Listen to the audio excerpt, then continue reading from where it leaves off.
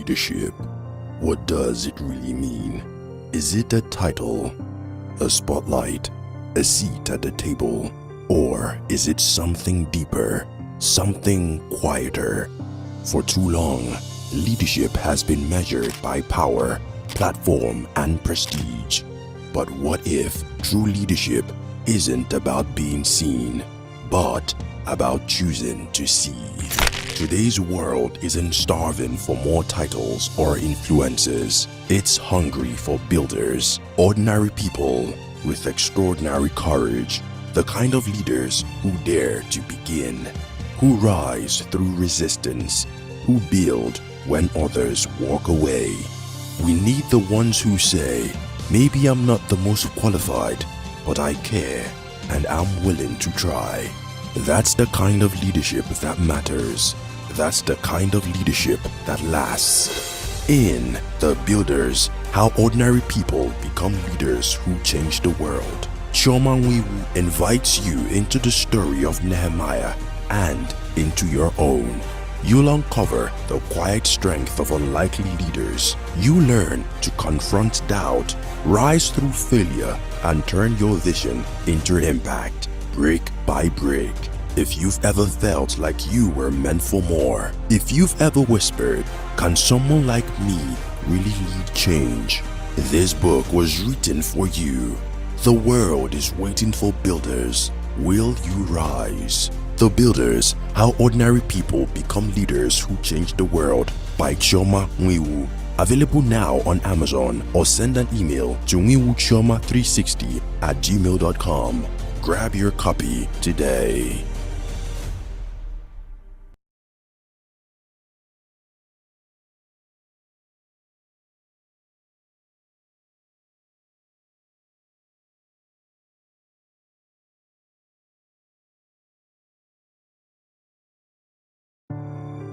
Leadership.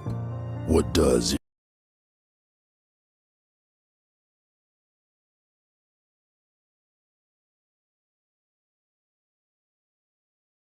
really mean?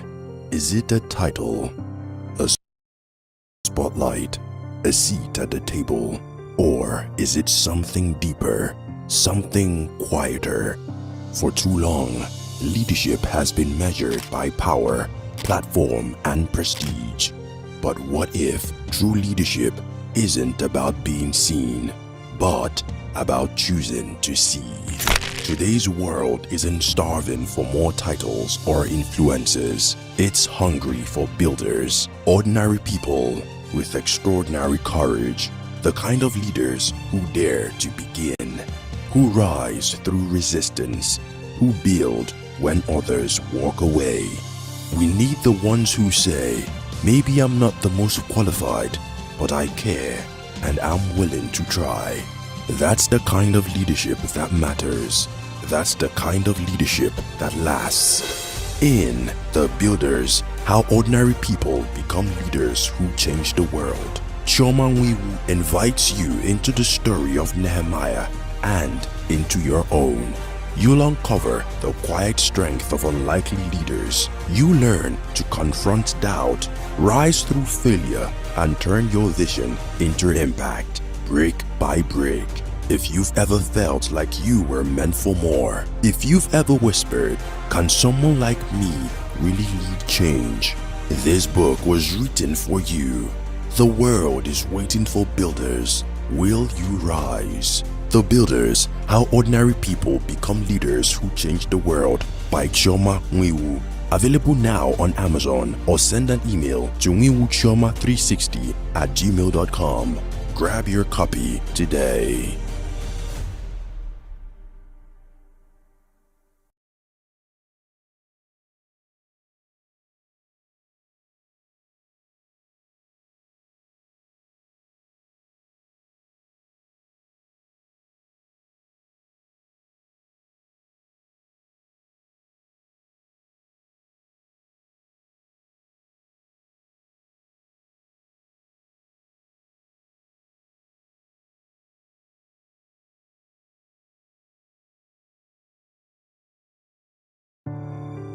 Leadership. What does it really mean? Is it a title, A spotlight? A seat at the table? Or is it something deeper, something quieter? For too long, leadership has been measured by power, platform, and prestige. But what if true leadership isn't about being seen, but about choosing to see? Today's world isn't starving for more titles or influences. It's hungry for builders, ordinary people with extraordinary courage, the kind of leaders who dare to begin, who rise through resistance, who build when others walk away. We need the ones who say, maybe I'm not the most qualified, but I care and I'm willing to try. That's the kind of leadership that matters. That's the kind of leadership that lasts. In The Builders, How Ordinary People Become Leaders Who Change the World, Chioma Nwiwu invites you into the story of Nehemiah and into your own. You'll uncover the quiet strength of unlikely leaders. You learn to confront doubt, rise through failure, and turn your vision into impact, brick by brick. If you've ever felt like you were meant for more, if you've ever whispered, can someone like me really lead change? This book was written for you. The world is waiting for builders. Will you rise? The Builders, How Ordinary People Become Leaders Who Change the World by Chioma Nwiwu. Available now on Amazon, or send an email to nwiwuchioma360@gmail.com. Grab your copy today.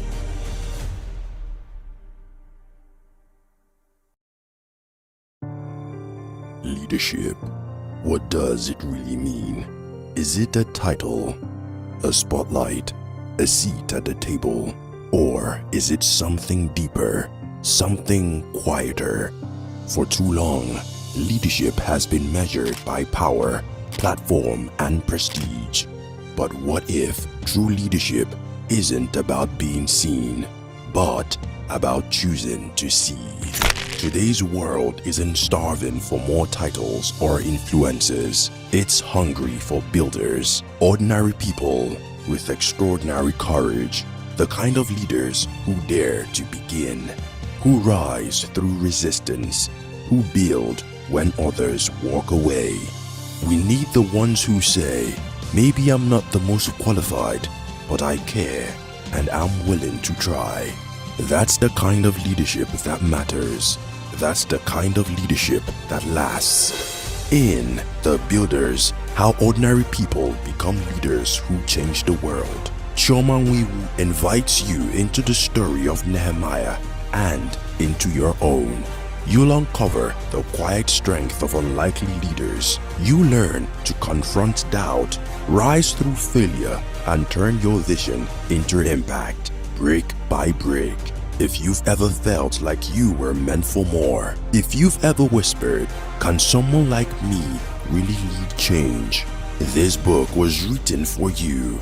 The world is waiting for builders. Will you rise? The Builders, How Ordinary People Become Leaders Who Change the World by Chioma Nwiwu. Available now on Amazon, or send an email to nwiwuchioma360@gmail.com. Grab your copy today.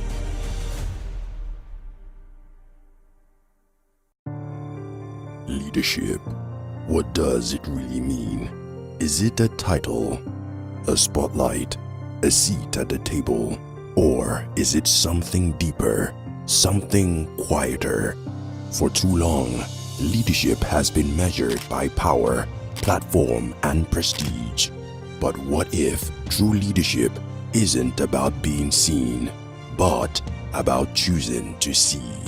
Today's world isn't starving for more titles or influences. It's hungry for builders, ordinary people with extraordinary courage, the kind of leaders who dare to begin, who rise through resistance, who build when others walk away. We need the ones who say, maybe I'm not the most qualified, but I care and I'm willing to try. That's the kind of leadership that matters. That's the kind of leadership that lasts. In The Builders, How Ordinary People Become Leaders Who Change the World. Chioma Nwiwu invites you into the story of Nehemiah and into your own. You'll uncover the quiet strength of unlikely leaders. You learn to confront doubt, rise through failure, and turn your vision into impact, brick by brick. If you've ever felt like you were meant for more, if you've ever whispered, "Can someone like me really lead change?" This book was written for you. The world is waiting for builders. Will you rise? The Builders: How Ordinary People Become Leaders Who Change the World by Chioma Nwiwu. Available now on Amazon, or send an email to nwiwuchioma360@gmail.com. Grab your copy today.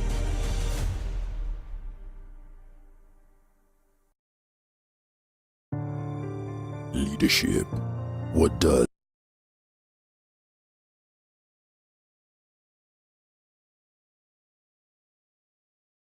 it really mean? Is it a title?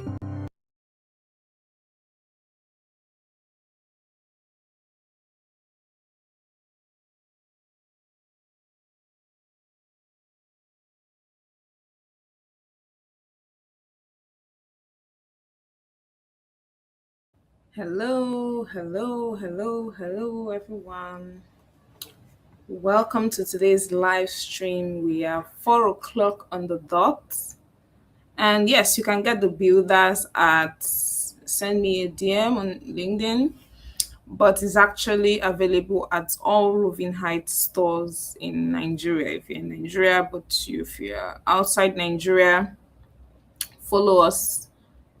Check it out on Amazon. I think that's the right thing. If you are anywhere outside Nigeria, Amazon is your best bet to get a copy of the builders. Once you're done reading, send me a review. Let me know what you think, and let me know what you're implementing. Let me know. Reach out. Let's discuss further. Great. So today's live stream is going to be amazing. We have amazing conversation that we're going to be having with Hafsat. We're going to be talking a little bit about what she has built, and that touches on a little bit about money. So, for whatever reason that you're on this live stream, I am sure you will learn something, whether it's in how you're managing your finances or whether it's in terms of building something, right?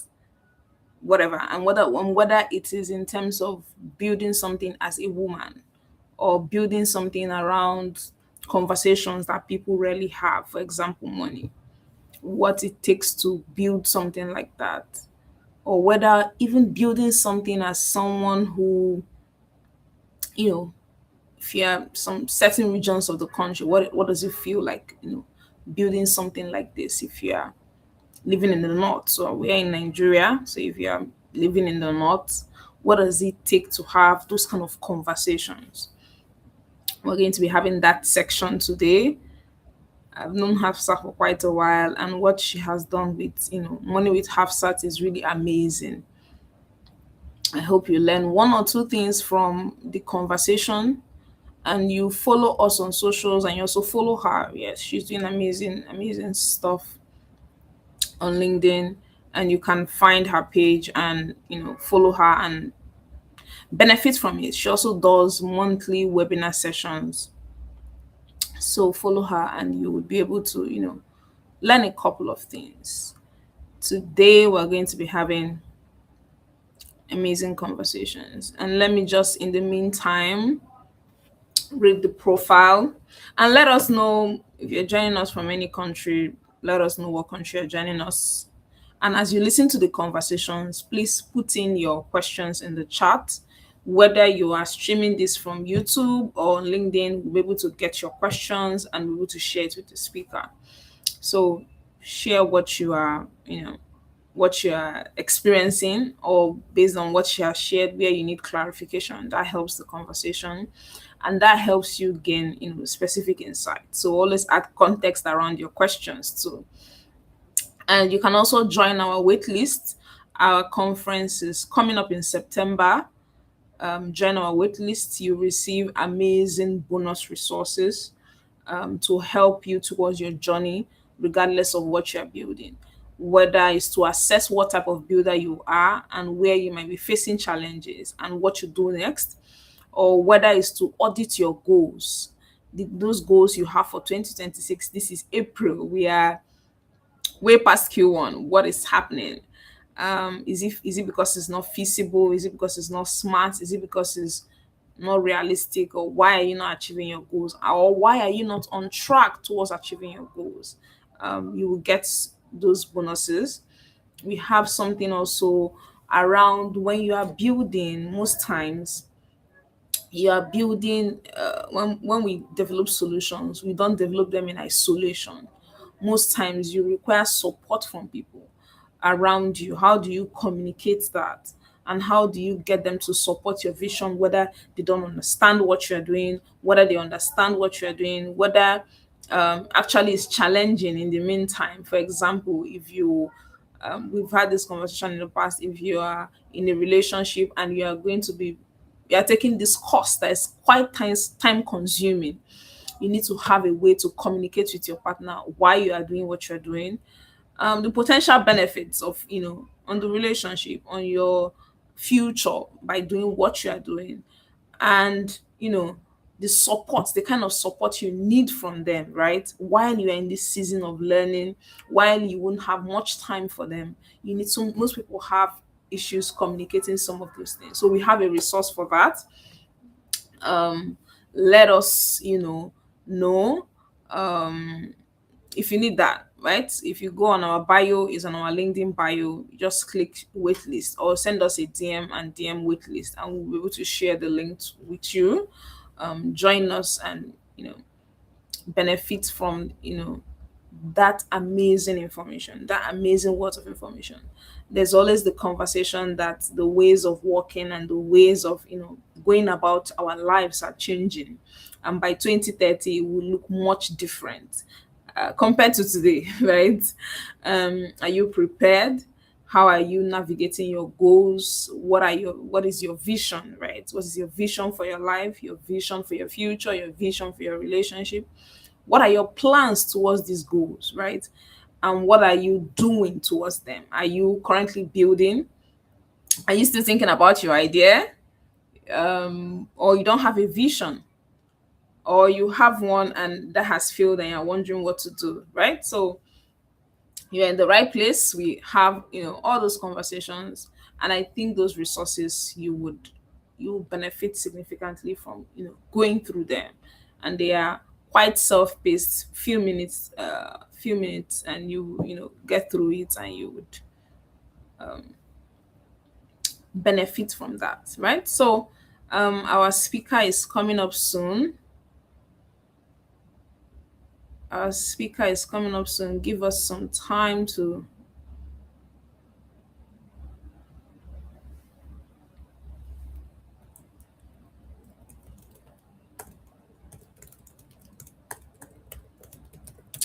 give us some time.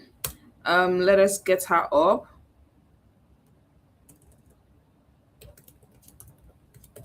Yes, give us some time.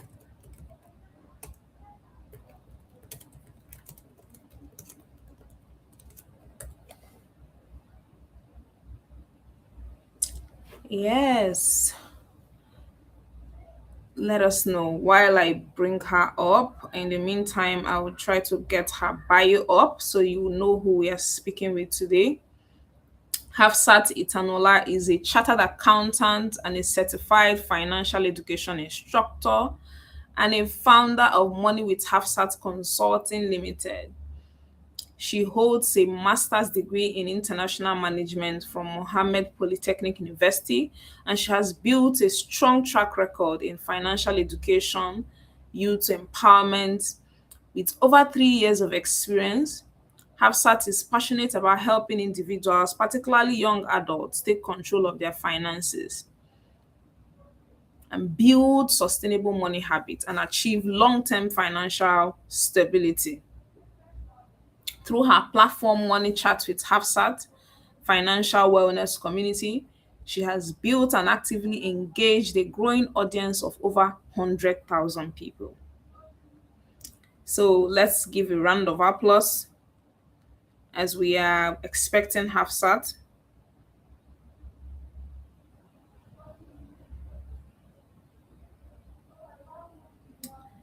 Give her some time to bring her up. She's probably having network issues.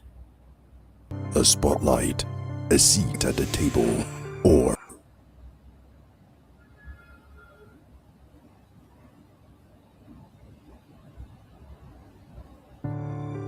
leadership. What does it really mean?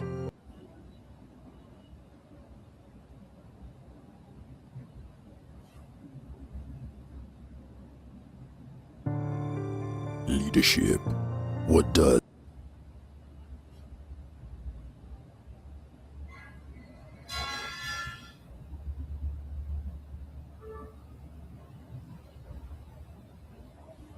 something quieter for too long?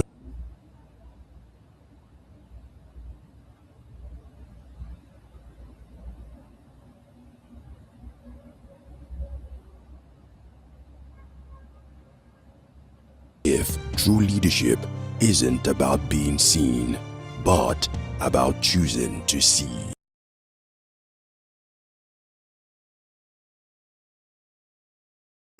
Today's world isn't starving for more titles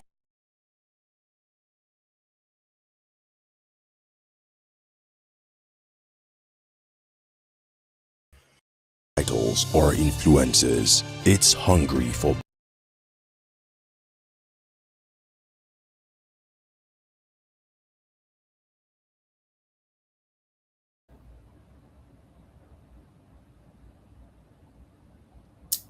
Hello, everyone. We're back and we have our speaker here.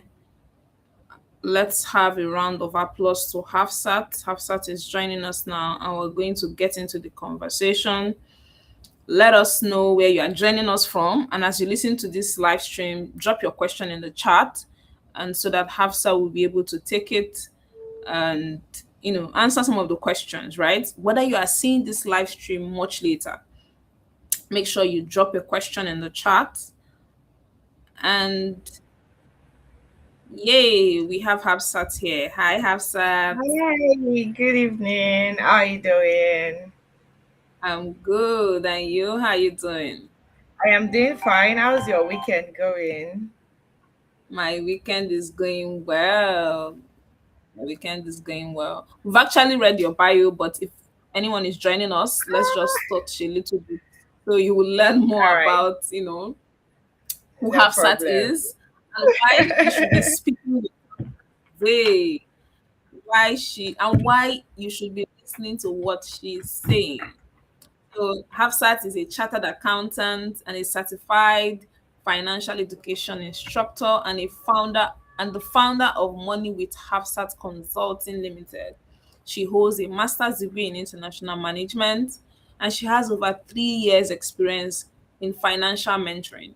And she's Yes, passionate about helping individuals, particularly young adults, take control of their finances, build yeah, sustainable money habits, and achieve long-term financial stability.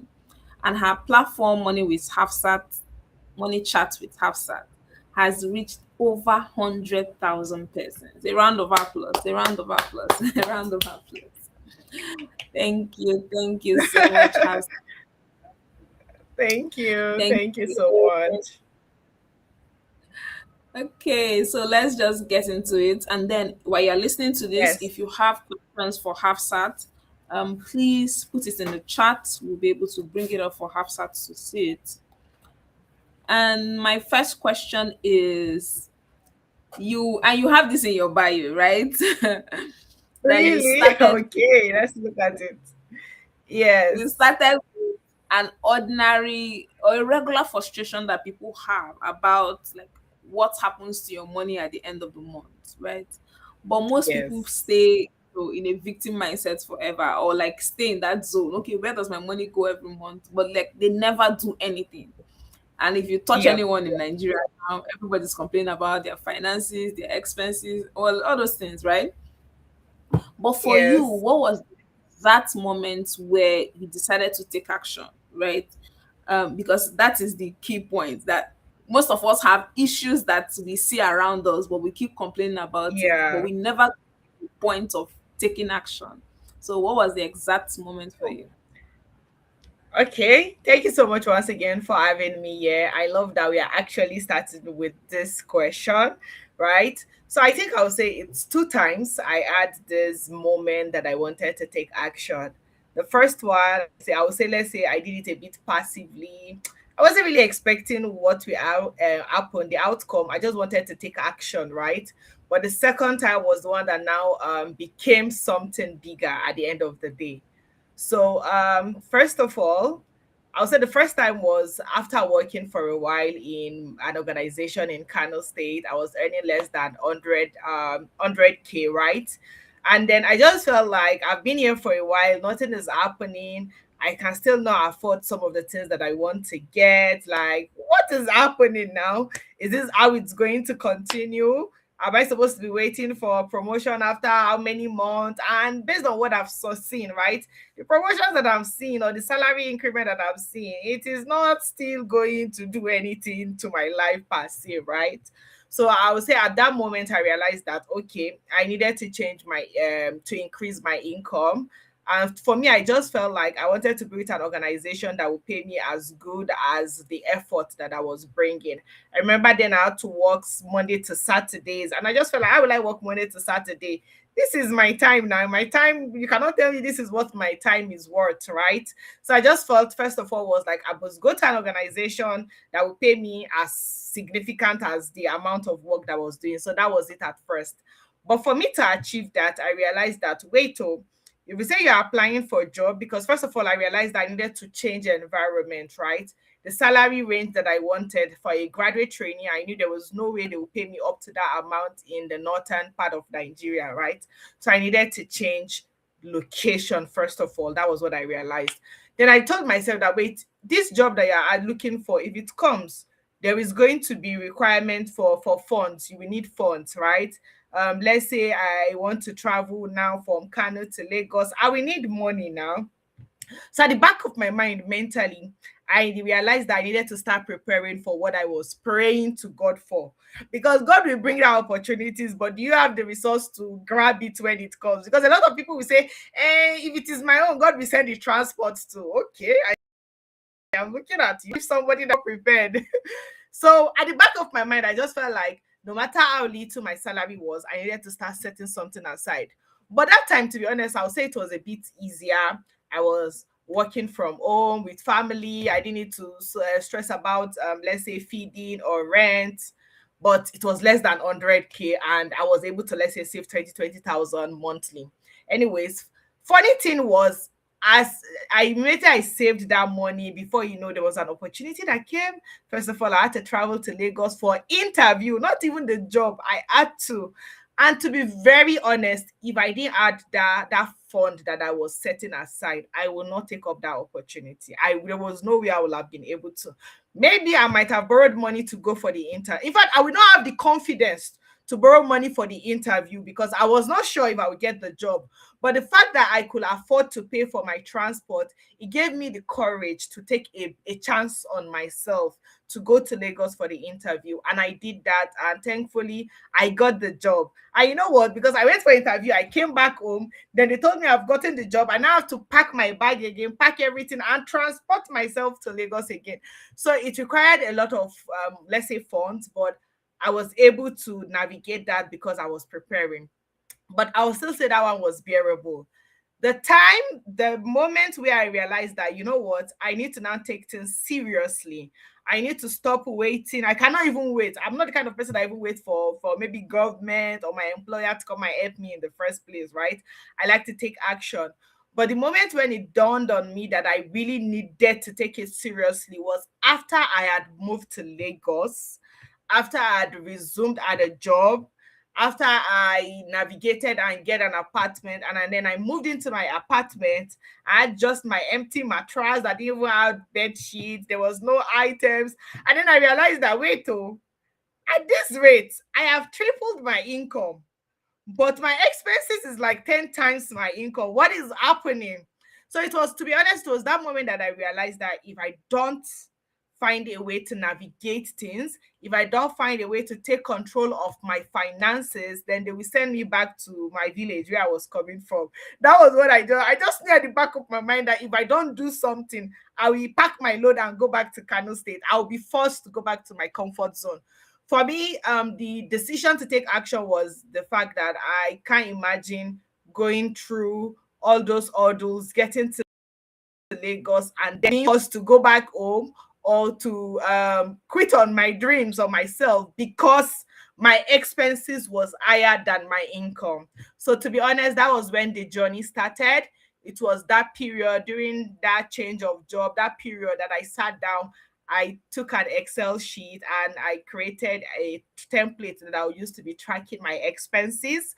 And then I decided to make it downloadable for people on LinkedIn. To me, I just felt like I want to carry people along. I don't want to do it alone. So I have this commitment mentality. If I want to do something, I needed to commit first. So a way to commit was by writing about it on LinkedIn, that I want to start tracking my finances. Oh, I don't want to be broke and stuff like that. So this was me making myself accountable to myself, not necessarily to people, right? And then I put my tracker for free online. I was like, you guys can, if you want, you can also download the tracker. Let's track our finances together. And sincerely, that was when the journey started. Like, that was when the journey started to taking control of my finances, because I realized that if I don't do that, then I wouldn't even have a chance, right? So I needed to give myself the chance to do something, basically.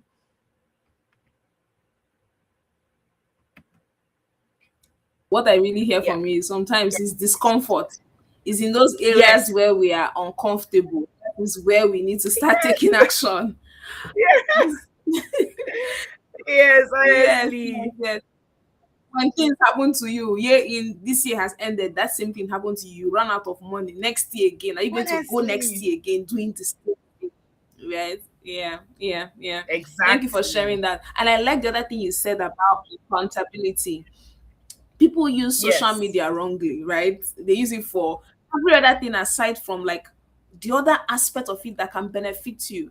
And for you, you use your Yeah. platform for accountability, and now it has grown Yes, into I a did. community. Yeah, Yes, I did. yeah.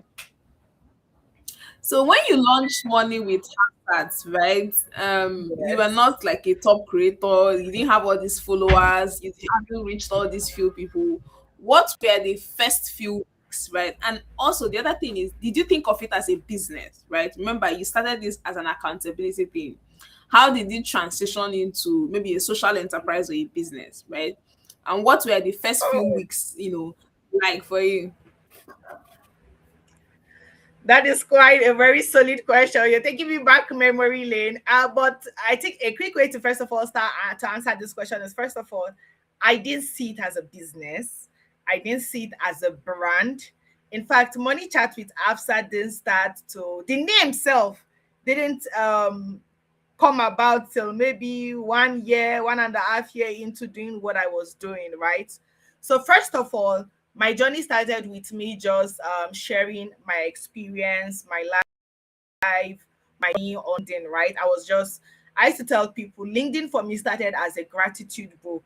It was a way of keeping I still go back to some of my write-up from 2021, 2022 to inspire myself, right? To remind myself. Because to me, it was just a way of communicating. Then now it wasn't really popular. People were not, we don't know what to do. We don't know what social media was for or not.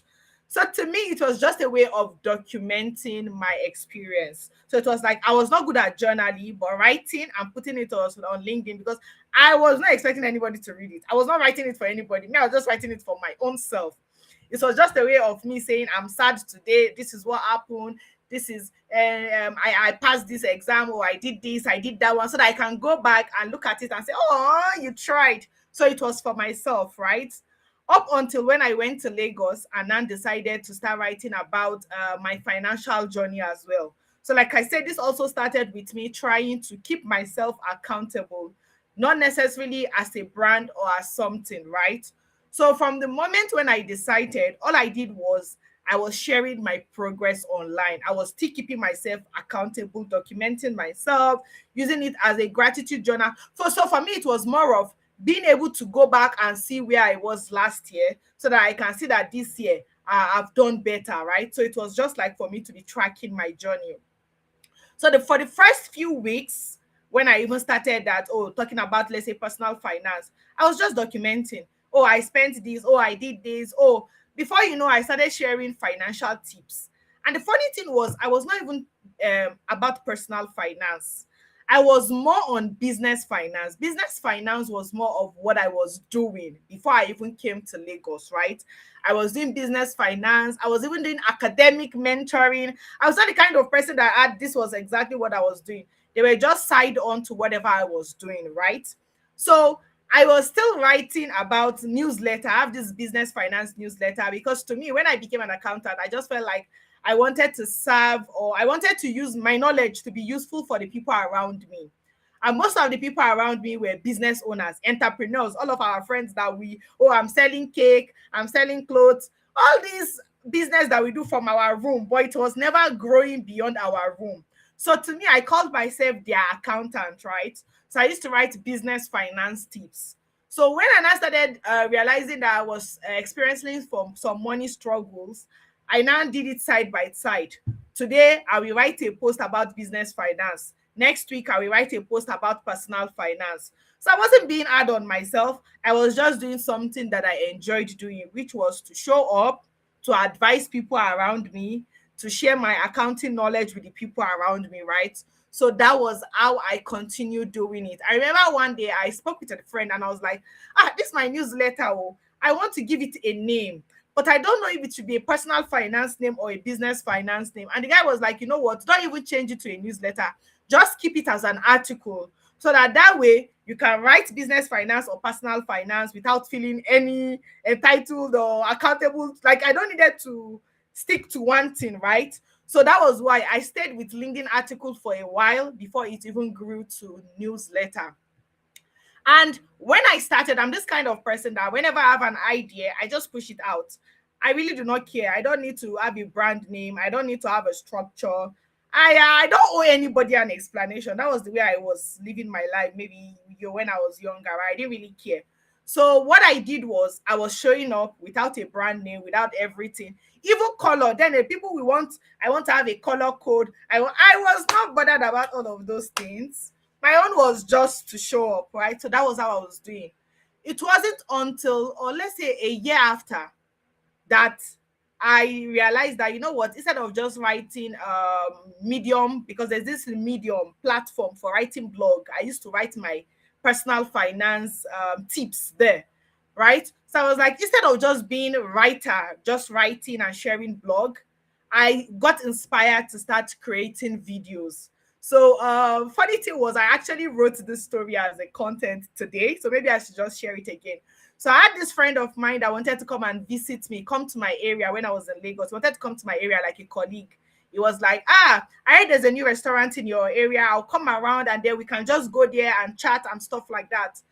To be honest, that night when I slept, I had this dream that I was interviewing him at the restaurant about his finances, right? Because I was into finance now, it was more pronounced. So I just had this dream that I was interviewing him about money. Instead of us to be eating and gisting, I was asking him about how was it, this and that. So to be honest, when I woke up that morning, I just realized that, wait, I can actually do this thing that I saw in my dream. Oh, I can just be making videos and putting it on YouTube. So it was that week that I got inspired to start making videos, recording it and uploading it. So I realized that one thing needed to happen. I needed a name to make it sound nice, right? I didn't overthink it. I just felt like, well, I was chatting with my friend about money in my dream, so it might as well just be Money Chat with Hafsat. That was how I came up with the name, created my YouTube page. It was 3 years last month that since I created that page, and that was it for me. I wasn't owing anybody explanation. I wasn't looking for perfection. I wasn't thinking it was going to be a business. In fact, there were so many things that happened around that period, but I came up with the name, created my YouTube page, and that was how it was for me. So I didn't know whether people were liking or they were not liking. My own was to share with the people around me. I was sharing, but I wasn't really expecting anything, to be honest. I was just doing my thing because I was excited doing it. It wasn't difficult. It wasn't stressful then. It wasn't demanding. It was just fun for me, right? Then there was no comparison, this no finance, other finance people in the space and all of that. To me, it was just me being myself and allowing myself be me. So it was, I would say it was. I would say what I would say is people need to start without too much expectation, basically. Start without being afraid to fail. Start without thinking people are looking at you, because when I started, I didn't really know people were seeing my content. I wasn't bothered. I was doing it for me, right? So yes, I would say that was how the journey during the first few years started for me. During the first few weeks started for me. Thank you so much, Hafsat, for sharing that background. And what you said is really important.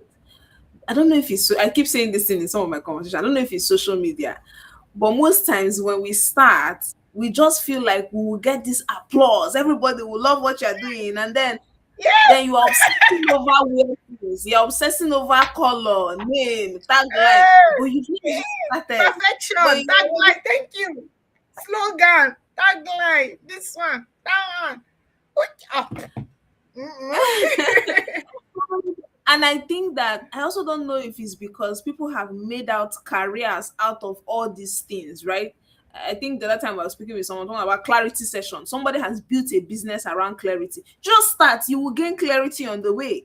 People have built businesses See? around logos, business name, registration, and people are stuck Thank in you. this whole Everything. forgetting that you just need to start on the way. The name will actually, and I love how you put it, the name even actually came to you. You were not googling online for name looking. I wasn't up. I knew that if I started that, if I take that part, I will not do anything. So one thing about me is I reduce the time between idea and action growing up. Like I really didn't care, right? Because I was this kind of person, I'm very critical with myself. I can criticize myself more than anybody will criticize me, right? So before I talk myself down out of doing something, I do it. So remember that time there was no chat GPT, there was no anything. When I write post, I don't care if there is comma, if there is full stop, if the English is bad. I really do not care. The moment I write, I will just upload it. Because if I should read that thing again, it is not leaving my draft. I know me. I know myself. I will not upload it. So I really did not care. I was just doing whatever came to my mind, right? I was doing it. I think then the pressure was not too much. Pressure was not too much. Maybe because I also had a 9 to 5. I wasn't really so bothered then. I was just doing something because it gave me this joy and excitement. I was just documenting. I was not reporting to anybody that, oh, I did this, I did that. I didn't take it like as a business or something, right? I was just Mhm. experimenting for me. So that made it doable. Thank you, Hafsat. I think you said two key things, which is the first one is reduce your understand the type of person you are, right? And you play that to your Yeah. advantage. And then the other thing that applies to everybody, regardless of who you are, is reduce your time from idea to action. You reduce it, right? Yes. Reduce it, whether it is ugly, whether it doesn't work. I used to tell myself that if I go back and scroll to Yeah. my LinkedIn post 1 year ago, I just like, why are people liking this thing? Like, this is rubbish. But reduce it, Exactly. you build momentum and you get better on the way. But like Yeah. on social media, it just feels like everyone want to start today and you already know the thing and you can already do it and you've already gone viral, but you're just Like starting. everyone arrived from day one. Mm. Exactly. And nobody gives themselves also grace, right? You give yourself grace that this might not work out and I Yeah. would figure out, just have fun while. And I love what you said about maybe also because you have a 9 to 5. And I'm like, okay, these are most of the things we should be grateful about. I told myself like have side quests, and yes, even for me building out this community is Yeah. more of like a side quest. You are not under Yeah. so much pressure to deliver and you can move on. Like, okay, if it doesn't work out, let's move on. That is not but most Exactly. You times move on with your life. exactly. but And but there's if one it's the thing I only notice again is people will say, "E- Oh, sorry, I think my network is lagging. I wanted to add something. One thing I noticed Yes, a lot please. of people will say again is, I don't have time. My 9 to 5 is very demanding. My this, my that one. See, I can relate. I was working at a bank in financial control, very stressful and demanding time, right? I remember then what happened, especially with the way Lagos was very new for me. It was stressful and all. I wake up very early. I will enter staff bus and then I will get to work. It's either I follow staff bus and get to work as early as 7 or go on my own and get to work by 10 a.m. So the safer option was to wake up early and catch staff bus, right? Then I will get to work by 7 a.m. or 7:30 or max 7:30. That is when I will now carry my laptop and draft my content or edit my content and post on my LinkedIn. I remember then to post on LinkedIn very early in the morning was not difficult, unlike now. Then it was very easy because I'm already at work. What am I doing with my life? So it's either I do it early in the morning or I do it when I get home, right? But then writing was even easier. To be very honest, when I started my video journey, it was one of the most busiest season at work. We were in the middle of audit. Audit means we'll be at work very late, we'll close very late the next morning, back to back. It was very difficult. That was the moment that I started recording my YouTube videos. In fact, my colleagues, they were like, "As I don't understand, is it the same company we are working?" But it was because I had, and should I say, extra motivation. I didn't see the stress. I remember that time I said it in my head that this audit was too demanding. It was stressing me. I was burning out, right? I was exhausted. So to me, I was just like, if my company, they use me, make me self use myself. To be honest, that was just the idea I had in my head. That my company was using me and I was this productive. I needed to use myself as well. But so when I go back home, I will now write my own script, which means I've done something for my company. I want to do something for my own self every day. In the midnight or late at night, I will write my own script. So I needed my script to be ready before weekend, or the person that I will have my interview with to be ready before weekend. So I will do everything within the week. But it was just me saying that as I don't, if company have stressed me, myself, I must stress myself. That was how it was for me. And secondly, because to me it was also like a coping mechanism, right? It's so funny that doing something stressful was supposed to stress me, but to me it was like a coping mechanism as well. It was like, okay, let me, then it was still fun. Then I wasn't having too much expectation from myself, right? So that's part of the reason why I say when I started LinkedIn, it was a gratitude book. It was easy. But when I, if you carry LinkedIn as your head, I want to blow in 6 months, you will not blow. It's pressure that will just kill you. But for me, I was not bothered about blowing or anything. I just wanted to show up, right? So that was why it worked for me. So what I'm trying to say is you can be busy, but to be honest, if you want something or if you are excited about something, instead of it being extra stress for you, it becomes an escape for you. Because when I started, for me, it was an escape. And that was why I could continue for as long as I did, because I wasn't seeing it as stress. I was seeing it as me using myself, right? Something like that. Thank you so much, Hafsat. And I love the way you put it. And we 9 to 5ers have whole lots of excuses, right? But you've also told us that Yeah. we're tired, you can't do the video. Push yourself, right? Push yourself. And if you want something, I can't remember who said this thing. Side quests make your life full. See it as a side quest. See it as something to escape the world. You have done this the whole day and then do something else, right? And yes, because it's a side Yeah, quest, yeah, do it. Do it. And then don't have like so much expectation because you are, and I don't know who also, someone else talked about it, that most times when you're yeah. doing something, you estimate your efforts. You're like, if I've used 10 hours to do this video, it will now go viral. Forget in the initial phase, that shouldn't be something on, It right? don't go very well, no, let me tell you. It is the one where you're embarrassing yourself that will go very well. Or the one that you don't even expect, that's the one that will go very well. Yeah, yeah. Yeah. So my next question is: you've mentored lots and lots of people, and in your community you have like over 100,000 persons. And I'm sure that even when we reel out the statistics, it was never It was never that an easy sailing, right? And I'm sure that you have faced setbacks. Why we also want you to answer this question is because when people start off, and we're talking about it, how glamorization of social media, and when you hear Yeah. people's journey, you really think it's a straight way. Okay, you say, all right, let me start this thing I'm doing. And halfway through the line, when you start facing challenges, people quit often. And the more I read, the more I figure out Yeah. that the difference between people that have succeeded and people who haven't succeeded is not that they did anything extraordinary. If you keep asking them, like there's nothing Yeah. new they're telling you, but it's that they didn't quit, right? Um, what Yeah. are some setbacks you've had that almost made you quit? And kind of why did you decide that, okay, I'll keep going, regardless of all that has happened, I will keep going? Oh, thank you so much for this question, right? There's always setback, honestly. But the first thing I want to say, if I'm being honest, was I don't think I've ever wanted to quit. I'm very honest. Not like I was I had a lot of setback, but mentally I didn't have this mind that okay, if it doesn't work, I will stop. Maybe because of my accounting background, or maybe because of my journey growing up. So it's even recent when I reflect that I come to realize that there were some mental words that I've said to myself that I didn't know that my subconscious was like sticking to that identity.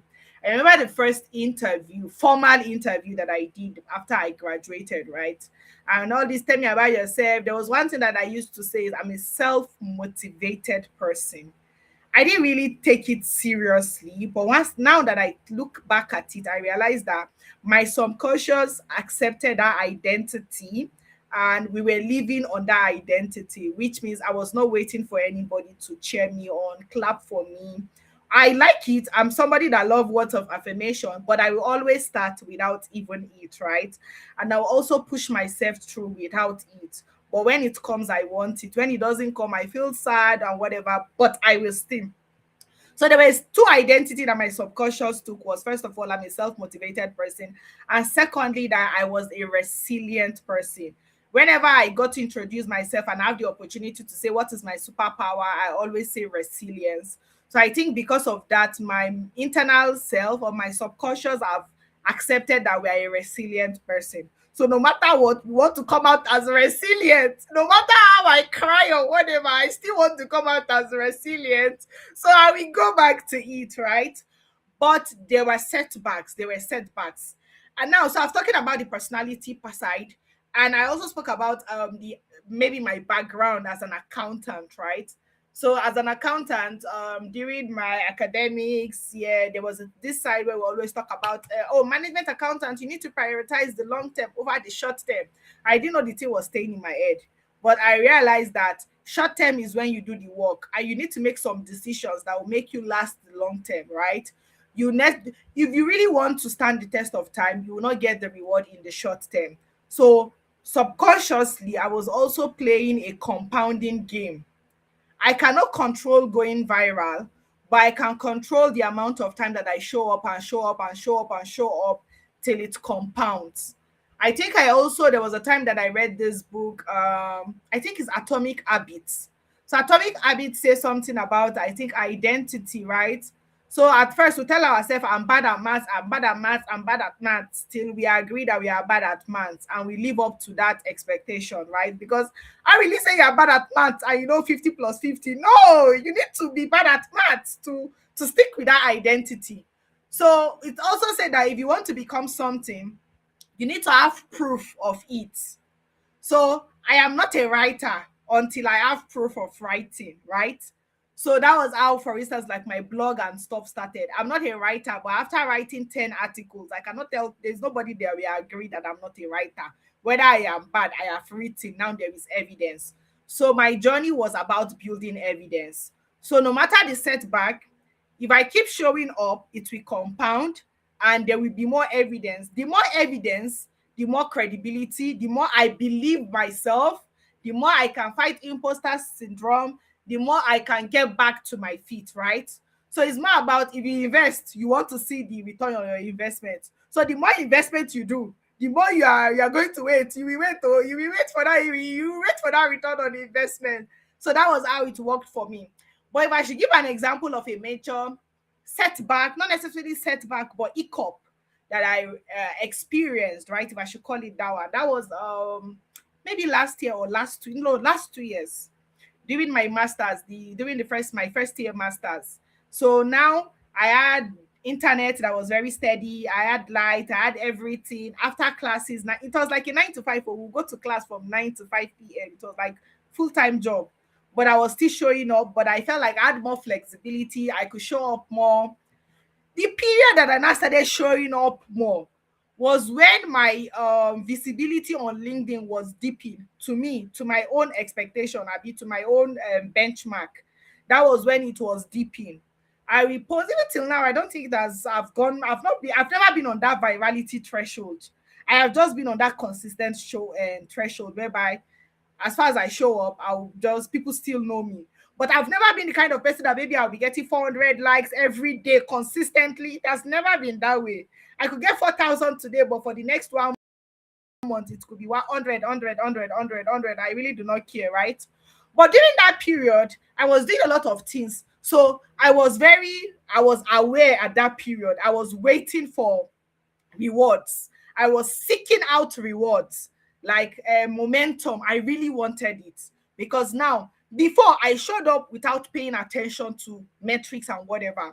Now I was showing up and paying attention, and I was not getting what I wanted, right? I would show up every day back to back. I would see my impression so low.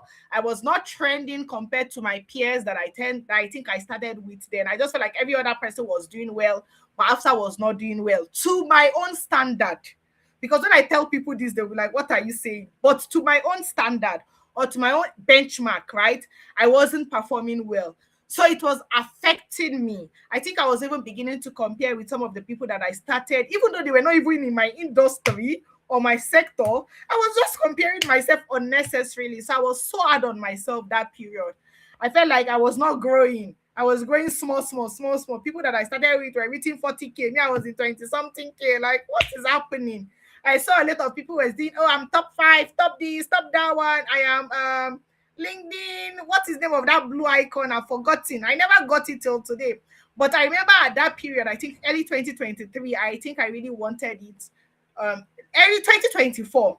I think there was even a day I came online because LinkedIn was my major community then, my major from then.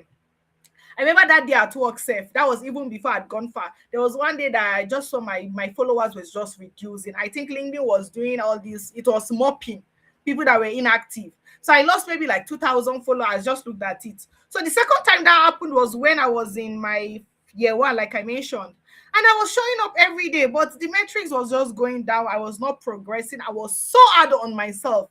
So I would say that was the moment that maybe I felt like quitting. I didn't feel like it, but I felt like maybe I might just stop, or I might just stop showing up for a while. So that was one of the most difficult period for me. But what I did was, I think it took me about maybe 2 months, 3 months. I was in that deep phase of feeling sad, feeling a bit maybe depressed. I was also homesick because I was in a different country. So many things was happening, right? But somehow I sit it out. I just waited it out. I let it go. And then I just continue showing up. Like no matter how sad I was, no matter how I was feeling, I just kept showing up. You won't believe it, the next year, the following year, because now while I was waiting that setback period, I was training myself. I found other ways to keep showing up. So for instance, let's say maybe prayers. Yes, it worked for me. Also, I was talking to myself. I was not necessarily meditating, but I was finding a way to comfort myself. Oh, don't compare yourself with people that have more support than you, or people that were in other industry. Don't link your success to metrics. All of those kind of way you talk yourself out of stuffs like that, right? So somehow I was building my resilience again, my resilience threshold. So things were not showing up the way I wanted, but I kept showing up. I didn't let it take the best of me, right? As God will have it, I think 2025, if I'm not mistaken, or 2024, was it last year or last 2 years? I can't really remember the date, but the year after that year that I felt so down, I tripled all my followers. Like I tripled because I had been showing up for like 2 years or 3 years consistently. So as at that time, I think I ended the year with like 25K or so. The next year, like this, I saw myself at 50K, which means it took me 3 years to get to 25K. And in 1 year, I got to 50K, which means I literally everything just doubled when I stopped. So imagine if I had given up at that period, or if I let it get the best out of me, right? But I didn't. And I just navigated it. And the following year, to be honest, I doubled every. Because when all these 50K, I'm getting to 60K. I didn't even know what was. I was just like, how is something that was making me cry last year? How is it that I have it this year? And the funny thing about life is you will get that thing finished and you'll be like, so this is it. This is it. Because when I got the 60K finish, I was like, but the 60K did not even come with money. What is happening? But then I'm like, outside, is it not 60K you wanted before? Now see it now. Why are you still sad? So sometimes if you tie your progress with some of those metrics, when you get it, you will not still feel maybe excited for a day or two or a week. And after that, you realize that it's still the same cycle. Getting to 60K doesn't mean you will not keep uploading, or you will not keep showing up, or you not keep marketing yourself like you want to die. You will keep doing it. Oh. In fact, now you want to have hypertension because you realize that now I have, but these small people are still not converting. What will I do? So it's like it gets harder, right? So for me, I was playing a compounding game. I was showing up because the more I show up, the more I become known for that thing. So doing all of those like workshop and stuff was a way for me to just also break my fears, right? So I remember I started with write up, and from write up to video, from video to webinars, from webinars to maybe like speaking and stuff like that. I was training myself. It wasn't about the metrics, it's about training myself. It was about preparing for opportunities before I got it. Nobody was inviting me to come for webinar. I started my webinar by myself. I wasn't waiting for anybody. Me, I know they send me, I know send. I'm not waiting for God to hand down things to. In fact, God, like I just realized that I've noticed myself, I've noticed the way patterns, things work out for me in my life. Things don't really get handed down to me. I need to find what I want. I have realized that that is how like maybe God blesses me. Like I have to fight for it.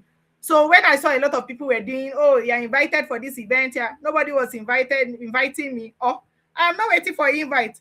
I started doing my own monthly webinars, and that was how things kicked off, right?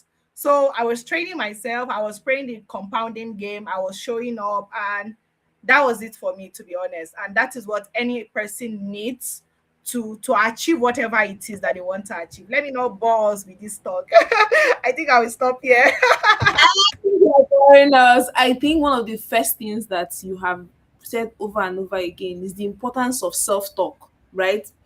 What you tell yourself Yeah. matters, and sometimes that is what will save you, because everybody is going to face a big Yes. challenge, right?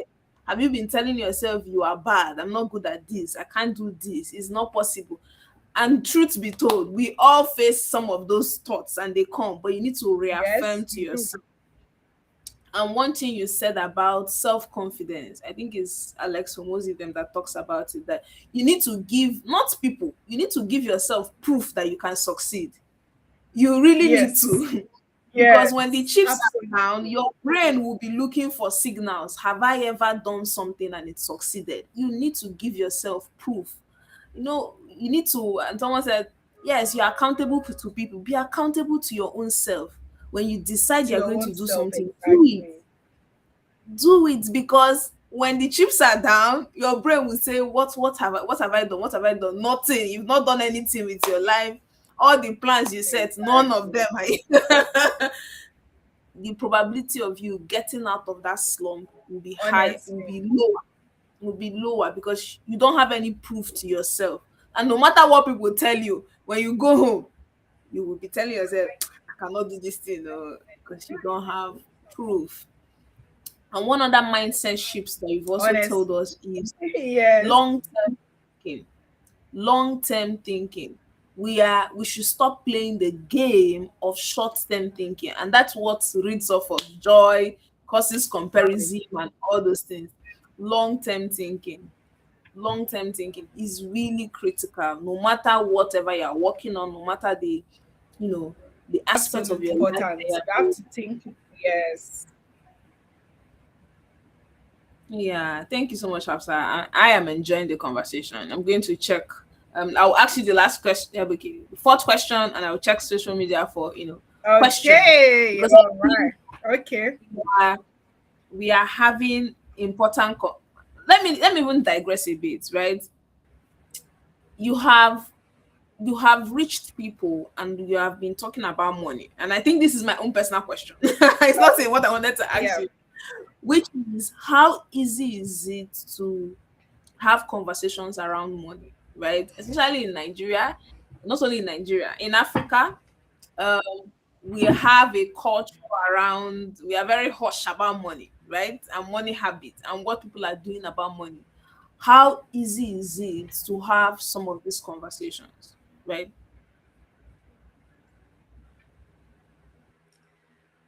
Sorry, please. My network is a bit slow right now, so I'm not sure I got the question. I'm not sure I got the this question. Okay, I will take it again. So I was asking Thank how you. easy is it to have conversations around money with people, considering our culture, and it's not just Nigeria, Africa as a whole.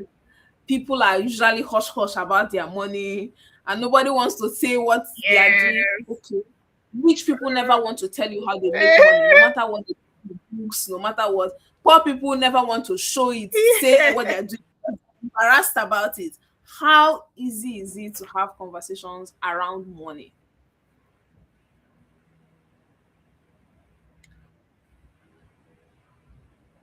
Okay. Can you hear me? Yes, I can hear you. Can you hear me? Yes, All yes. right. So I like this question because now this question is more about my job and what I do, right? So to be honest, it's not so easy. It's not always so easy. And one thing I experienced when I started was I realized that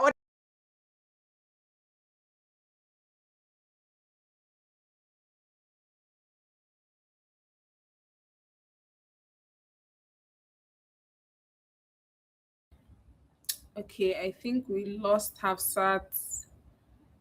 Let's give her a moment.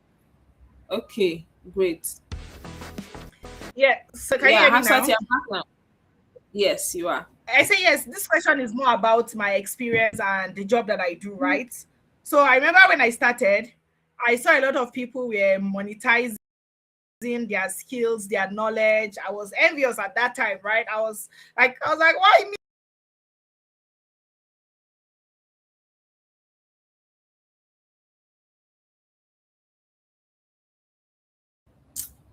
Okay, I think the network cut off.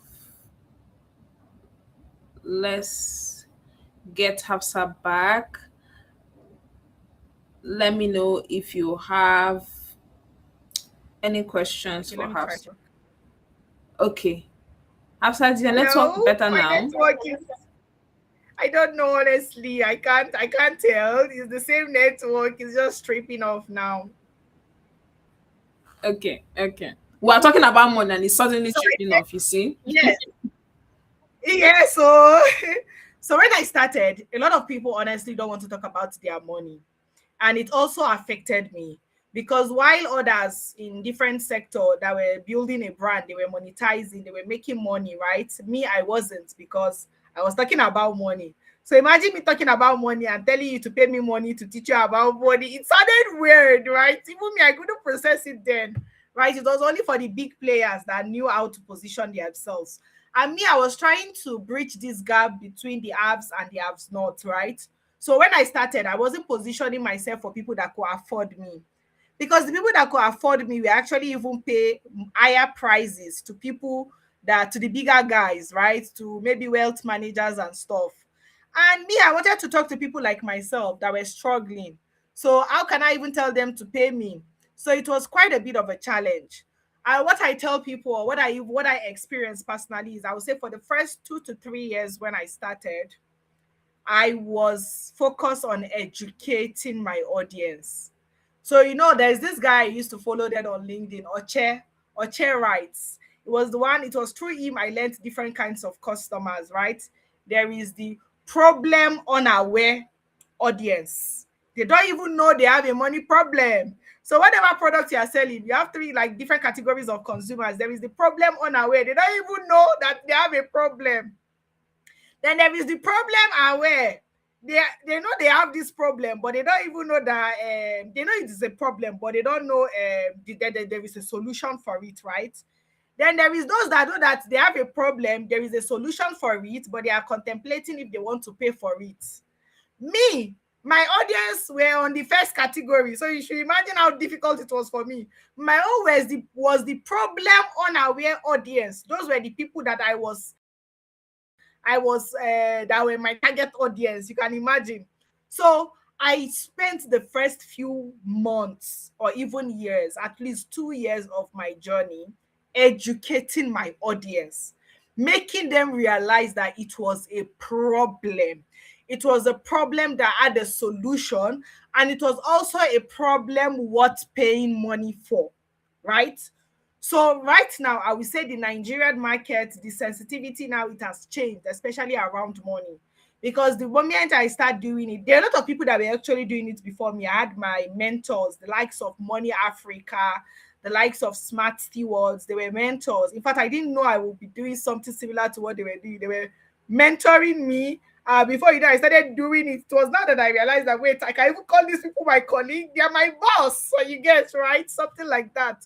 But somehow I faced my fears. I started showing up, and before you know, I can say, okay, they're my senior colleagues in the industry. But if I didn't even show up, I wouldn't even put myself around that kind of maybe area, right? But basically, they were educating people. I was also doing it. The thing is, you would think that. So, for instance, we have a lot of tailors, but every day we will still keep having tailors. And sometimes you'll be like, wait, oh, how will we have more tailors than citizens? It's not possible, honestly. Sometimes you think your market is saturated, or you think that what you're saying is not new. It is new for a lot of people. So no matter how they were industry players, they have not reached everywhere. They have not reached everywhere. They have not covered. You might see them that they have 1 million followers. There are still 100 million that they have not reached. So people like myself and other people coming up still had work to do. We still had room. We had see, for instance, the banking sector. It has been evolving for years. It is still evolving. You will think by now everybody have a bank account. It's a lie, yo. Many people still don't have a bank account, and they are even still giving out back to people every day. These people are becoming youngsters, right? So I was dealing with a problem unaware audience, and what I did was I didn't pressure myself into monetizing, into doing a business. I learned on the way, to be honest. At first, I didn't understand all of these peculiarities about my industry, but I learned over the time, right? So what I did was I educated them. I made them realize that I am somebody they go have this conversation with. When they think about money, they should think about Hafsat, right? That was what I did. I positioned myself. It now became, I would say, I was part of those that brought down the, what would they call it, the barriers to having conversation like this, right? I draw down the curtain. I don't know if that's the proper way to frame it, but I break down the walls, yes, to having conversations like this, because I kept saying it every day. And I was saying my own journey. So it wasn't like I was telling them, do this. I was saying, this is what I did. This is what I suffered. This is what I did. This is how I think you should do this. This is how I navigated this. So I brought it to relatable terms, the way they can relate to it. Many people are broke like me. So I need to share what I am doing, because I told you that I am broke, but I moved from Kano to Lagos, from Lagos to Morocco. From Morocco, I came back to start a business. You'll be like, but you say you are broke. So I need to prove to them that, yes, I am broke. I am still very much broke like you, but I did this and it is working. So please do it as well. So I didn't come as a teacher. I came as maybe a colleague, a friend that is suffering like them. I came like somebody that was sharing the same dreams like them, the same challenges like them, right? So that was how I was able to break the walls. I remember like 2 days ago, I shared something on my Instagram, because I've been building on LinkedIn for like 3 to 4 years. I was also building on Instagram, but my Instagram was not growing. It was not growing. My Instagram have made me more depressed than my LinkedIn. Up until December last year, I'm telling you, I had less than 2K followers on my Instagram. But what if I tell you right now I'm on 11.1K on Instagram? in less than 4 months. You can imagine, after building for like 4 years, but in less than 4 months, I've gone from 2K to 11K. It was consistency. So I made a post 2 days ago on my story. I was saying that I to be honest, I know I've been building, but I didn't know people were going to trust me like this, because during Ramadan I made a lot of sales. Right now things have slowed down a bit again, but last month I will not forget, like it was like a miracle for me last month, right? And I was making a video that thank you for trusting me, because I didn't realize that what I was doing was building trust. When people came to my page, they saw that I have showed up for like how many years. They trusted me immediately. They saw my face, they saw my brand, they saw my videos that were blurry like their own. They saw that this is somebody I could relate with, and they were booking sessions with me. The same me that I was doing free session, people will not attend the session. Now I've put a price on my session and people show up, to the point that I had a client that was telling me that I should review my prices upward. It is still too affordable. That was what a client was telling me, right? But 2 years before, I put 3K. People did not pay 3,000 to have a session with me. As of right now, I currently do maybe a session for like 30K. People pay. And I still want to review it, because I know that I'm still even it's still too affordable for what I was offering, right? So it's a journey, but I focus on educating my audience. And while educating them, I was building credibility. I became somebody that they could easily, if I'm chatting with somebody on Instagram now, I don't need to mince my word. I will just ask them outrightly, how much do you earn? They will tell me. I don't need to ask 2 times or 3 times. What they will not tell their family members, they will tell me, because I've built that credibility. I did not come online and be saying this my client is earning so amount. No. Even if I would do that, I will ask for my client's permission, and they'll say okay. Sometimes I will invite them. I will say, oh, this client used to be in debt before. The clients did not mind. Honestly, they are the one allowing me bring them and talk about them, right? So I built trust. I built this credibility, and I focused on educating, because your audience. So for some of us, our business started from educating our audience before monetizing it. But for other people, you already have a solution aware audience, and all they need is your solution, right? So that was how it was for me. Till today, people don't talk about money very well, but I can assure you it is better than it was 3 years ago, because now we have a lot of financial, the educators, the professionals, and also the content creators. But at the end of the day, both players are helping us break down the barriers. So yes, it has been a very helpful journey so far. Thank you so much, Hafsat. You have shared amazing stuff, which is, while you might have an idea, depending on the audience you have, you might not monetize immediately. That shouldn't also discourage you. Yes. Also, I don't know if it's on TikTok Yeah. now, there's also the whole campaign, because people are not getting jobs easily. There's also the whole campaign around monetizing your skill, right? But sometimes for some people, the skill you have, people don't know they have that problem to solve to pay you for your Yeah, skill. exactly. You shouldn't also be discouraged about it. You should take a long-term view if that is your case. Because it's not always monetize your skill like you become a millionaire. Because and I also think it's marketing tactics, which also has negative consequences on our society. People have genuine skills, but their audience or whoever, or even Nigerians, or even us don't know that we have that problem. So take a long-term view, educate your audience, and with time you'll be able to, monetize that audience. My next question is really that you Okay. have Yeah. the theme of the thesis of our conversation, and even on this page, is really how do Yeah. ordinary people, right, become people that will change the world. And what you're doing with Money You Have Sat is that you are changing the world, whether you know it or Yeah. not. Because even when you look at the popular financial educators, it's really hard to see someone from your side of the country. It also means that people there will trust you more than they will trust them. And you've also touched on saturation. No place is saturated. You would find your own Yeah. people once you start. No, no industry. Nobody has your story. Nobody knows what you know, and you've Yeah. touched on that. I want you to also share something, whether it's in people's money journey, whether it's in building solutions, because I think I was talking to some youths yesterday. We're like, nobody's coming to solve our problems. We are the only ones that can solve our problems, right? But a lot of people have Honestly, dreams. nobody's solving it for you. Yeah, it's not the politician, it's not the government, right? It's us that will solve our problems. Yeah. But a lot of people have big dreams and they are stuck in this dreaming phase. And this is April already. This year is will soon be past us, right? But people keep dreaming and dreaming Yeah. and they don't execute. And if you touch anybody, even me, I have 1,001 ideas I want to implement, but execution, right? So how do people get out of Yeah. dreaming? What are the actionable things that they can start doing today to take action, to start working on their dream, to start impacting their society? Mm. Oh, okay. Thank you so much. That's a very loaded question. So what I would say is, don't wait to have things figured. Don't wait.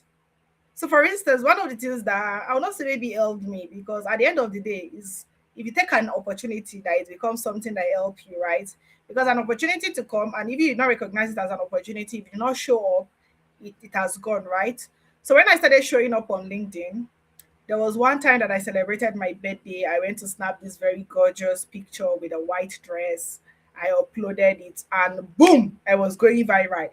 I said, what is this? I did not expect it. To me, I was just laughing. I said, what is this? Oh, who is this? People, oh, are you people seeing me all from my corner in Kano State? I even went to office that day.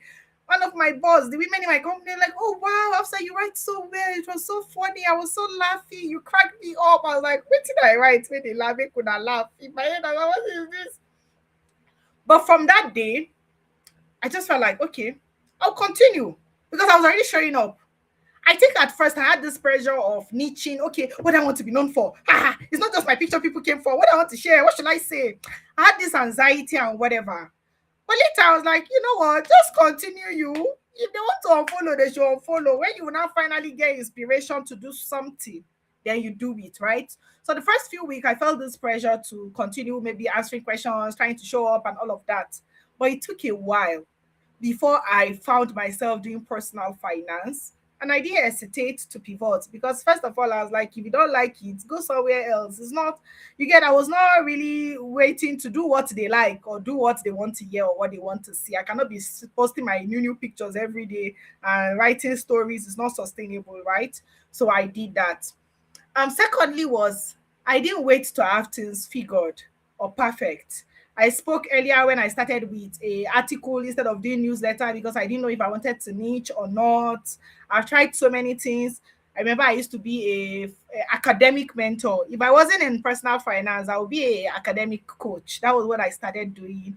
I was doing it in a WhatsApp group. I was training students. I saw students were failing a lot. I just wanted to coach them.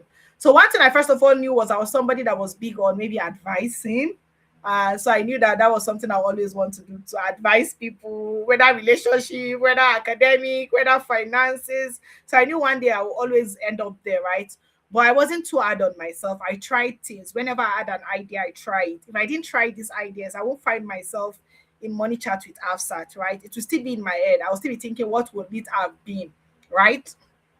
I didn't wait to have a brand name or a brand color. I didn't wait. I remember there were times where I should have had a brand name or brand color. I didn't keep myself. I just continued. Up until one day, I think I made a post. There was this I snapped with something like purple. And I had to do a design. I saw the purple color stick. And since then, it just became my brand color. I didn't keep myself. Oh, it's my picture that inspired my color. And I stick to it. I added yellow. It was fine. I continued.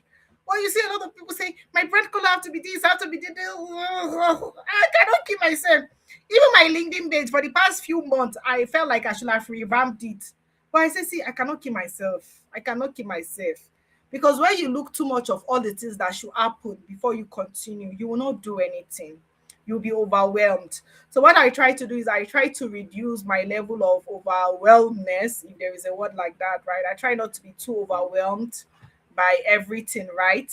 So I just show up regardless, right? So I don't wait for things to be perfect. I don't wait for people to confirm if the idea is good or not. When I started, I know I used to share, I used to wait for feedback Well, I remember that when I was getting some feedback that I did not like, I stopped asking. I just continued. Because I felt like the feedback I'm asking for is like expecting people to tell me that I'm perfect from the beginning, and it's not possible. So the more they tell me it was not good, the more I'll be finding faults. So I started avoiding cycles that made me guess myself, second guess myself. That was up until last year. I remember last year I cut off from a lot of cycle. So which means despite the fact that I was showing up very well, I was still getting some side talks that I wasn't liking. I cut off myself from all of those spaces that made me doubt myself or guess myself, right? So I kept showing up. And then the thing about leadership or community, for me, it was just from the fact that when I was in school, nobody taught me about money, and I just wanted to teach other people about money. That was just the thing, honestly. So it wasn't like I woke up and say I want to be an humanitarian. Sometimes I always tell myself that I think I still want to be in NGO or whatever, but I don't beat myself up. I do it the way I can. So I remember part of the reason why I came in contact with you was because I wanted to do a project. Till today, I didn't really get sponsors for that project. But this week I was with my team and I was like, you know what, we are pushing out the flyer regardless. We are going to kick off the project. I wasn't going to wait. Like, I wasn't going to wait for the United Nations to come and fund my project before I was going to do it. I will do it within my capacity, right? So I remember one time I was like, I wanted to start training students. So what I did was I will reach out to this student and tell them that I want to train them. I did that for a while. Now, is students. I don't even know how, but it's these students that are reaching out to me every month. Please do session. I say, please, I don't have time. Don't kill me. But by doing that, I have trained over 1,000 students. I've reached students from over 20 universities. I didn't know. From something that I felt like, I don't have to do it this way. I'm not making money, but I just kept showing up. So sometimes those humanitarian activities that you want to do, just go with whatever thoughts come to your head, and before you know, you've done something remarkable, right? Don't have it figured. Don't wait for people that will fund your idea. Don't wait for support. Don't wait for a team. I didn't have a team until last year. I was doing 100% of my things myself. I did not have marketer, designer. I had like 7 responsibilities that I was doing myself, right? I was just doing it. So when you start, just do it. Don't wait for things to be ready. You don't have to have a full plan. You just need to have an idea. You just need to show up. Yes, show up. I remember this one of my one content creator that I know I listen to very well. I like to watch is Salem, right? I remember a few years ago or a few months ago, Salem was like, stop focusing on metrics that are outside your control. Focus on metrics within your control. So, for instance, I cannot control 100 people to like my post, but I can control the fact that I can be posting every day for 100 days, right? So, the is it input is what I can control, output, or I don't know how to say it, but what I can do is to create content. What I cannot control is who like it. So my metrics should be creating 10 posts, creating 100 posts, showing up for 100 days, showing up for 10 days. Those should be my metrics, not 20K followers, 50K followers. That is not what I can control, right? So I start by doing things that I can control. If it's 10,000 I have monthly, I focus on saving 10,000 monthly. When it becomes 50K, I use it to do something, right? I do not wait for until my salary increase and stuff like that. So basically, it's about, if you have an idea, implement it. Find low cost ways to implement your ideas. So, for instance, by using social media, I don't have to subscribe to LinkedIn to show up on LinkedIn. All I need to do is show up, right? So, Canva, for instance, I was using the free plan for as long as possible. Zoom, I was using the free plan. Everything, I was using the free plan. I was learning it by myself. I did not wait for a designer to create my first flyer. I learned to do it by myself. So I trained myself, learn it, show up. I was ready to learn. I was ready to fail, but I wanted to fail fast and fail forward, right? So that would be the key lessons, or what I would advise anybody that wants to start showing up, basically. Thank you so much, Hafsat. And I like what you said. And I think one of my mentors also says this, focus on input goals. Don't focus on output Yeah. goals. Focus on input, what you can control. Stick to that, right? And let that be your own measure of success. I said I will post for Exactly. 100 days in 2026. Yes, my success is what I posted for 100 days, not I now suddenly have 1 million followers. That's not up to you. And you can't kill yourself over that. There's nothing you can really do about it, right? But if we focus on impute Exactly. goals, we will have the, the right frame of mind. I know we are almost out. We're out of time actually, but there's this one comment here. Yeah.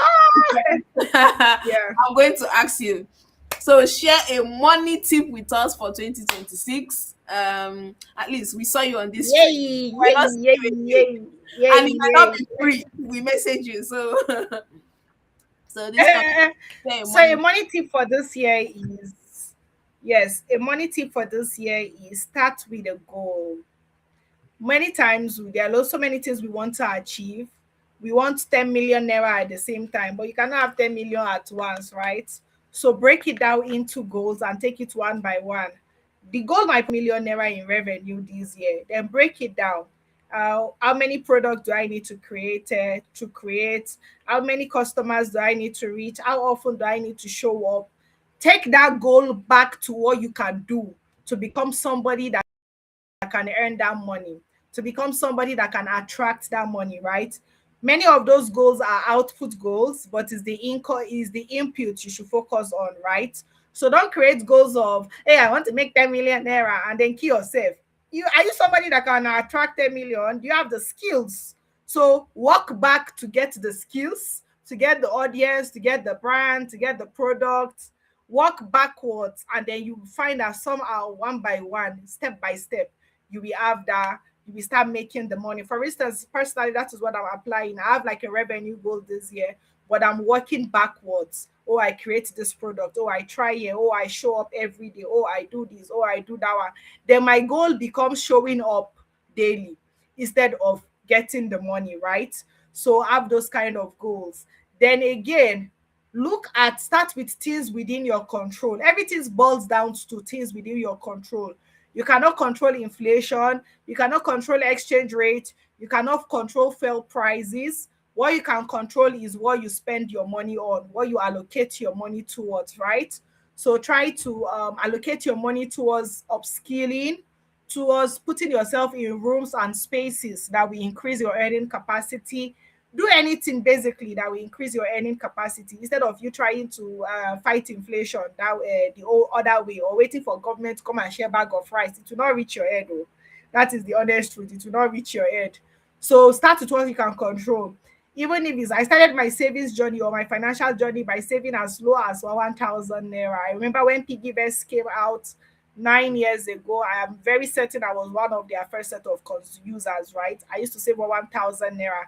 Then I'll follow my daddy to work. He will give me money, and then I will save 1,000 or even for 500. And that was how I started. I started by building financial discipline. So don't look at the money that it is insignificant. For your financial situation, it is significant. Is when you are benchmarking with other people, you think it is insignificant. But based on where you are, even if it's 1,000, it might be significant for you, right? So start small, start with what you can control, and focus on increasing your earning capacity and have goals, achievable goals. Make sure they are goals that are realistic, goals that pushes you to become more and do more. Not goals that make you realize that you are far from where you want to be and then you just give up. Don't make your goals be over ambitious. Your goal should be like 60% within your capacity, 40% audacious, right? Because what your brain needs to know that you are capable of achieving things. So for instance, let's say my goal is 10 million. I will start with 1 million naira. When I achieve 1 million, my brain will know that I'm somebody that can achieve my goal. Then it stops being afraid. But if I just wake up today and say I want to go from 100,000 to 1 million naira monthly income, your brain will look at you. How do you want to do it? It won't even believe you. Your mind won't believe you. But if you say I want to go from 100K to 300K or even 200K, your brain say, okay, this is doable. Now you're speaking my language. Let's see what we can do. When you do that, so the thing is, our confidence threshold, it doesn't go like a straight line at metric progression, or how did they say it grows geometrically, like it triples, it fourples, it's that's so if you can achieve 200K, your brain immediately say, oh, you can do 500. When you do 500, your brain will say, now you can do 1 million. Your brain will not say 600, it will say 1 million, it will say 10 million. Because the more you achieve, the more your brain and your mind sees you as somebody that is capable, and the more it starts to trust you. So that is my money tip for this year. Go for goals that are within your capacity and somewhat audacious. And when you achieve it, make sure the next goal is bigger and you're capable of achieving it, basically. So yes, that would be my money advice or my money tips for this year. Invest in yourself, basically. Yeah, thank you so much, Hafsa. Thank you so much. Thank you. We're clapping for you. Thank you so much. This was an amazing. Thank you, thank you, Yeah, I thank you. love this session. I love this session. It was fun. Yes, yes. I learned a lot. I think one of your closing tips is how we can achieve our goals, right? I know you said this in terms of money, but I think this applies to every area of our lives. We should set goals that are Yes, absolutely. 60% within our reach, but 40% audacious. Please, if you didn't take anything away from this live Yes. session, whether you bump into it much later or whether you, that is a key takeaway point. It helps signal to your brain Yeah. that this is within my reach, but then it's a bit, so it's in the boundary. And then you will always increase the stakes Yeah. as you show confidence, as you prove to yourself. People are trying to prove to other people. Prove to yourself that you are capable. And Self, that's also is your prayer self that is your competition, oh, not people. Hey, prove to yourself, oh. people. Exactly, exactly. Not to people, it's to yourself. That is who you owe that proof to. You prove to yourself and you increase the Honestly. stakes, right? And that's way to achieve our goals. Thank you so much, Hafsa. Thank you, thank you, thank you. Thank you so Thank you much for so much taking for out the having time. me. Yeah. Thank Thank you. you so much for having me. This was a very interesting session. Yes, I look forward to Same being here. invited again. Why not? Yes, thank you.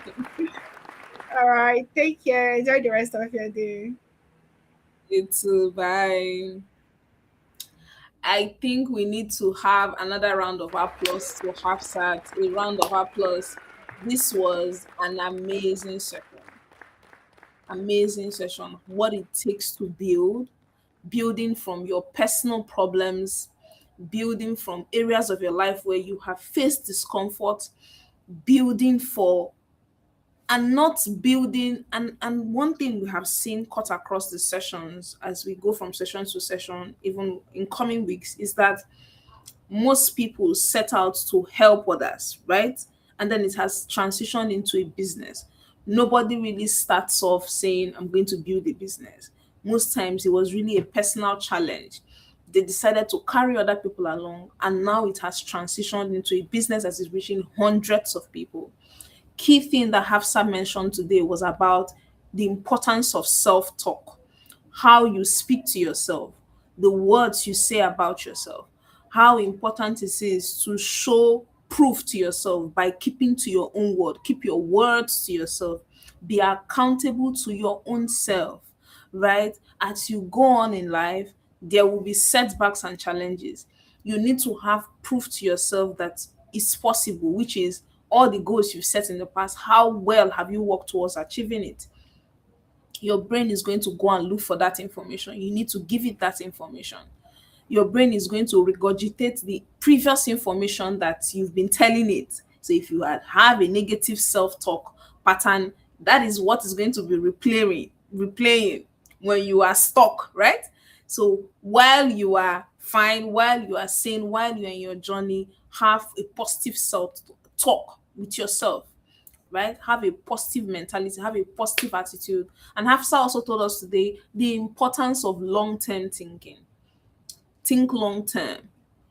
You might not have all the successes. And that story she shared about even growing followers on LinkedIn, that you will show up day upon day, time upon time. You will even take out time, do challenges, show up as often that you previously did in the past, and it might not be visible.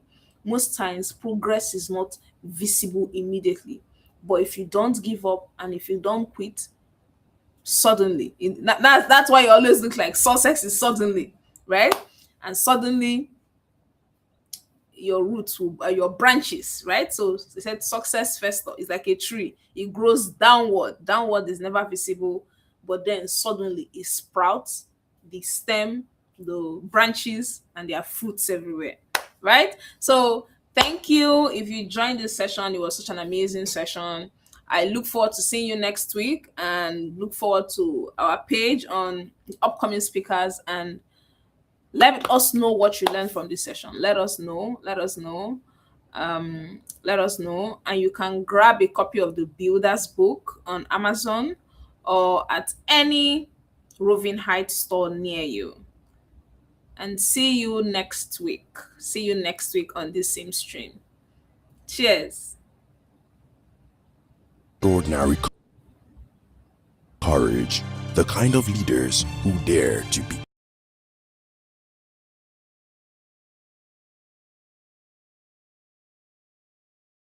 begin, who rise through resistance.